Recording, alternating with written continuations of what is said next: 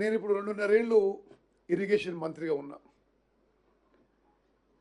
నేను ఈ 2.5 ఏళ్ళలో గమనించింది ఏంటంటే, రికార్డ్స్ చూసి, ఫైల్స్ చూసి, కరస్పాండెన్స్ చూస్తే 10 ఏళ్ల పాటు బీఆర్ఎస్ ప్రభుత్వం ఇరిగేషన్ శాఖని, ఇరిగేషన్ ప్రాజెక్టులని సర్వనాశనం చేసింది. టోటల్ కొలాప్స్కి తీసుకొచ్చారు. వాళ్ళు ఏది ముడితే అది నాశనం అయిపోయింది.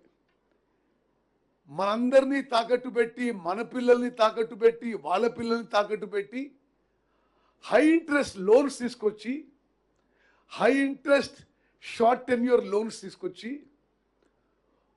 వాళ్ళ కకృతికో మరి వాళ్ళ లాభాపేక్షకో వ్యక్తిగత లాభాపేక్షకో ఇరిగేషన్ ప్రాజెక్టులు కట్టింది తప్పితే తెలంగాణ రైతాంగానికి, తెలంగాణ ప్రజల కోసం మేలు చేయడానికి మాత్రం ఇరిగేషన్ ప్రాజెక్టులు కట్టలేదు.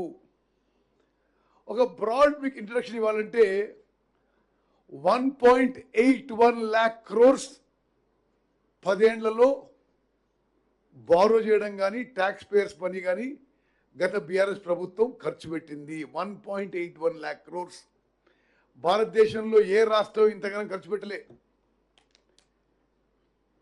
అండ్ దాని కింద వాళ్ళు చూపెట్టడానికి ఏముంది? కూలిపోయిన కాళేశ్వరం ప్రాజెక్టు.